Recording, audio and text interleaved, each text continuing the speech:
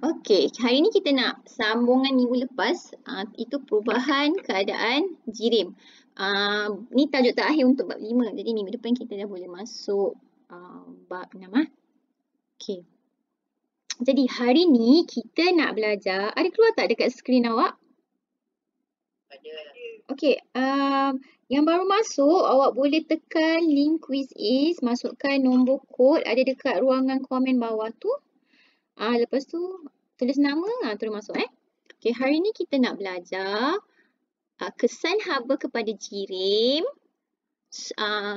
Kita nak belajar tentang bahawa suhu tidak berubah semasa pendidihan air, jisim tidak berubah semasa perubahan fizikal dan kena tulis-tulis sikit lah. Kejap lagi kita nak belajar 3 perkara ni.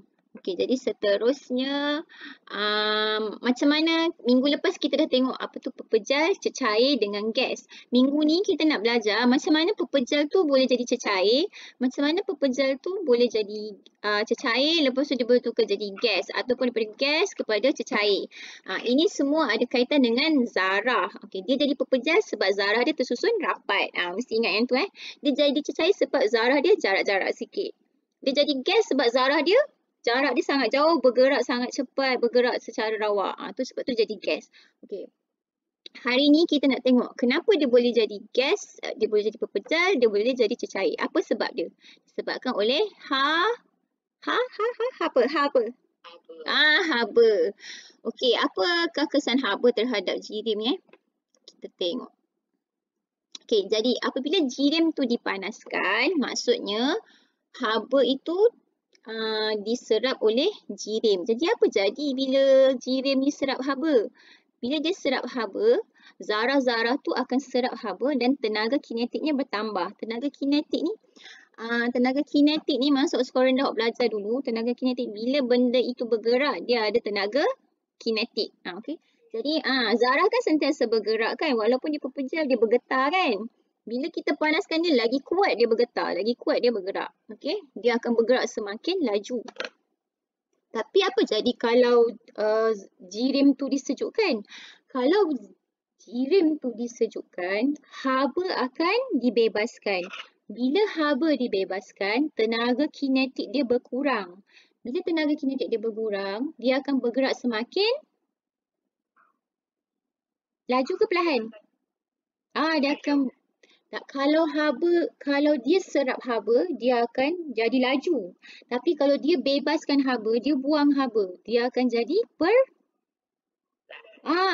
Ingat itu dia berlawanan dipanaskan dengan disejukkan tu pergerakan jadi berlawanan. Okey, bila dia bergerak makin perlahan, zarah-zarah ni akan menghampiri antara satu sama lain. Jadi dia akan bertukar daripada kalau kita panaskan cecair, zarah-zarah tu akan menghampiri satu sama lain. Dia akan jadi pepejal. Contoh awak sejukkan ni biasanya contohlah air. Air kalau awak masukkan dalam peti ais terus jadi keras kan. Dia sejuk. Sebab zarah-zarah dia makin lama makin perlahan dan rapat antara satu sama lain. Jadi dia akan bergetar pada kedudukan dia. Masa itulah dia jadi pepejal. Sampai sini okey? Boleh faham Ada siapa-siapa nak tanya?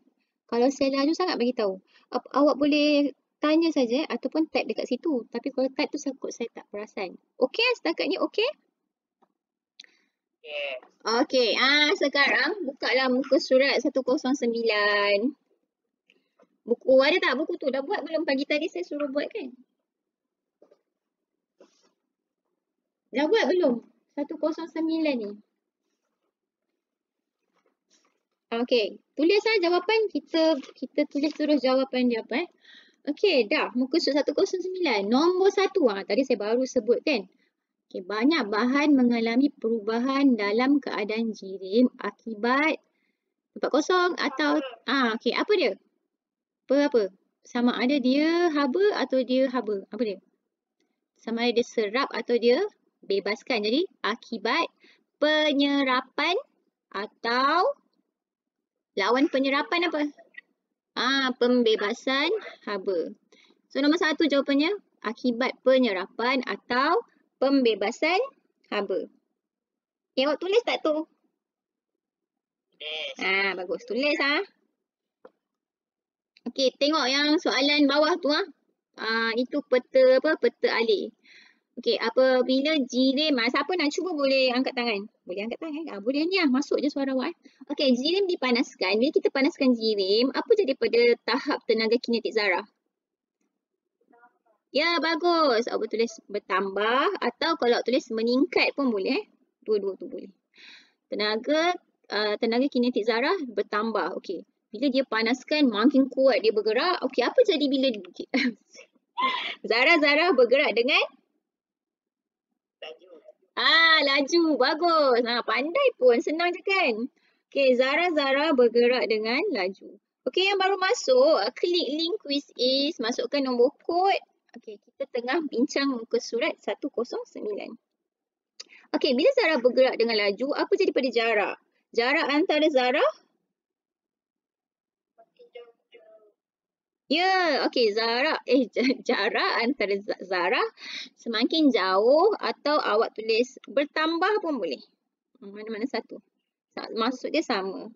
Okey, yang baru masuk boleh tekan link quiz is, masukkan nombor kod ada dekat ruangan mesej tu. Saya nampak ada beberapa orang baru masuk. Okey, dah. Okey, bila dia dah bertambah, jadi zarah-zarah mengatasi daya tarikan antara zarah. Sebenarnya antara zarah tu ada daya. Jadi bila dia bergerak makin laju, dia boleh bebas daripada daya tu. Macam terikat lah. Tapi ikatan tu kita tak nampak. Okay. Jadi zarah-zarah boleh mengatasi daya tarikan antara zarah.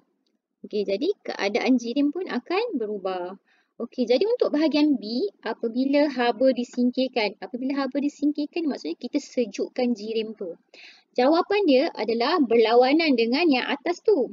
Okey, kita tengok kotak pertama. Satu jirim disejukkan. Jadi tahap tenaga kinetik zarah apa dia? Ya, berkurang boleh, menurun boleh. Ada tak jawapan lain yang maksud dia sama? Berkurang, menurun lagi? Tak ada. Okey, itu je. Okey, kemudian zarah-zarah bergerak dengan? Perlahan. Okay, zarah-zarah bergerak dengan perlahan. Okay, apa jadi bila dia bergerak perlahan? Apa jadi pada jarak antara zarah? Bagus. Okey, semakin dekat atau semakin rapat atau berkurang. Mana-mana satu pun boleh. Semakin dekat boleh, semakin rapat boleh, berkurang pun boleh. Okey, ramai yang baru masuk. Boleh tekan link quiz is tu, masukkan nombor kod saya ada share dekat dalam message tu Masukkan nombor kod, lepas tu masukkan nama. Okey, kita boleh terus ikut slide yang ada sekarang. Okey, bila jarak dia semakin rapat, apa jadi pada daya? Daya tarikan menjadi lebih kuat. Daya tarikan menjadi lebih kuat. Ada tak yang baru masuk ni dia tak boleh masuk quiz is tu? Ada tak? Boleh Sebab dalam voice chat ni ada 23 orang. Tapi dekat saya punya ni baru ada 18. Mungkin saya kena refresh ke. Okey, dah siap. Senang je kan? Okey, kita tengok slide seterusnya. Berdasarkan teori kinetik jirim, minggu lepas kita belajar teori kinetik jirim. Dia kata semua jirim terdiri daripada zarah-zarah yang diskret dan halus dan sentiasa bergerak. Okey, untuk kali ni pula dia kata pemanasan atau penunjukan menyebabkan jirim mengalami perubahan kerana ada perubahan pada tenaga kinetik zarah.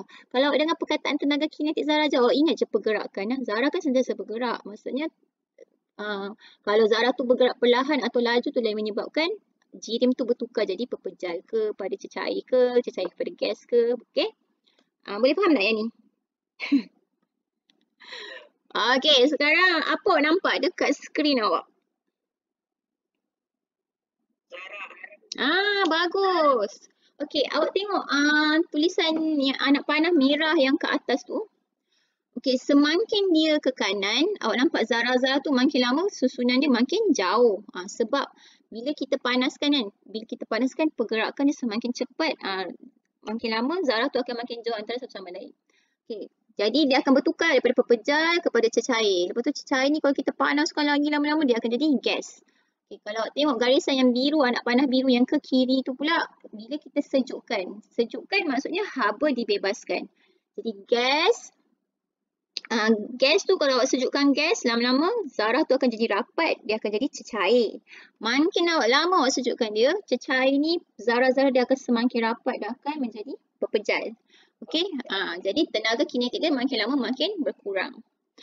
Okey, so kita tengok yang ni. Awak bolehlah tengok muka surat 110 buku PAK 21. Okey, boleh terus isi perhatikan anak panah dalam buku awak tu, dia mungkin tak sama dengan yang nota saya bagi.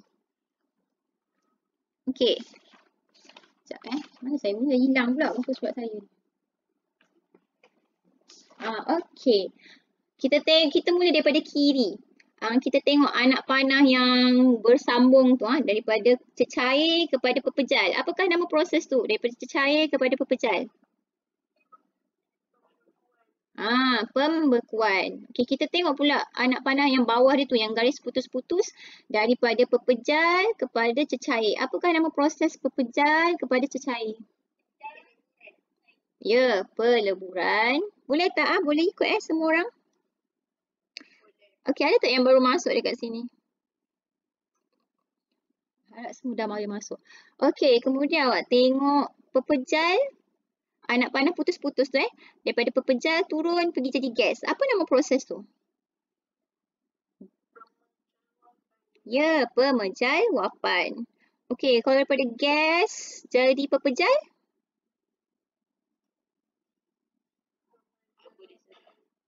Pemejal wapan. Nama dia yang sama. Awak bayangkan pepejal kepada gas. Maksudnya, biasanya kalau awak panaskan pepejal, dia mesti jadi cecair dulu baru jadi gas. Betul tak? Tapi ada sesetengah bahan, dia pepejal. Bila awak panaskan terus dia hilang. Dia terus jadi gas. Kita tak nampak Ada beberapa yang mungkin ada kat rumah awak pun mungkin ada. Okey, kalau daripada gas kepada cecair, kita panggil dia anak panah yang ke kiri tu gas kepada cecair, nama proses dia kondensasi. Kalau daripada cecair kepada gas? Pendidihan/penyejatan. Dia punya jawapan tu ada kat atas, tinggal masuk-masukkan je. Boleh tak? Ada yang tak dapat? Ada rasa saya laju sangat?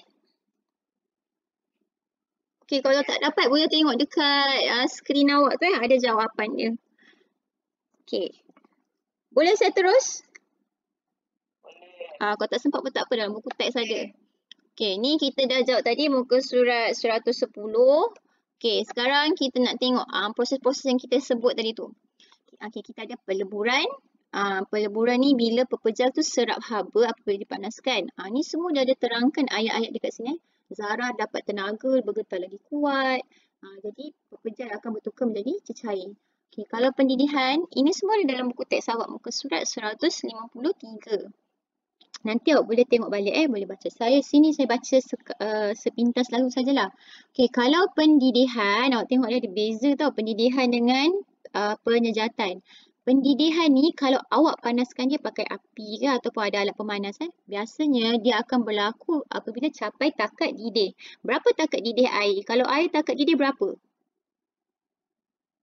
100 darjah Celsius. Maksudnya pada suhu 100 darjah Celsius air akan mula bertukar menjadi gas. Okey. Apa beza dia dengan penyejatan? Penyejatan ni pun cecair menjadi gas. Tapi beza dia dengan pendidihan ialah penyejatan ni kita tak didihkan dia pun. Kita biar saja dia. Okey, tapi nanti tiba-tiba dia akan tukar daripada cecair kepada gas pada sebarang suhu. Dan tempoh dia lebih lama lah. Contohnya yang paling dalam gambar tu apa? Kita jemur. Awak sedia baju. Baju waktu basah. Tiba-tiba petang kering. Betul tak? Mana pergi air-air tu? Air tu dah jadi gas. Awak sedia baju tu 1 minit sedia terus kering ke? Tak. Awak kena tunggu lama sampai petang kan baru dia kering. Sebab proses penyejatan ni lebih lama daripada pendidihan. Okey, kondensasi ni berlaku apabila gas bertukar menjadi cecair. Sebenarnya awak kan kalau awak beli awak buat air sirap sejuk ke tiba-tiba jug tu penuh air dekat luar jug kan? Mana datang air-air dekat luar jug tu? Adakah maksud jug awak tu bocor? Kalau letak air batu kan, tiba-tiba dekat luar jug tu penuh air. Air titis-titis, betul tak? Mana datang air-air kat luar jug tu? Daripada? Siapa tahu? Kalau contoh pergi kantin, oh dah lama tak pergi kantin kan. Kalau pergi kantin beli air sirap. Okey, awak beli air sirap sejuk. Luar cawan tu mesti basah. Siap ada orang ambil sikit air kat luar cawan tu buat basuh muka lagi. Okey, kenapa dia boleh? Makin sejuk air awak, makin banyak air menitis-nitis kat luar.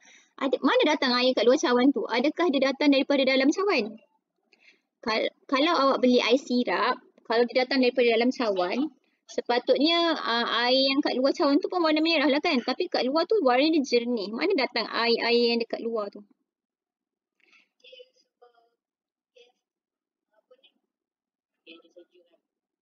Ha. Ha?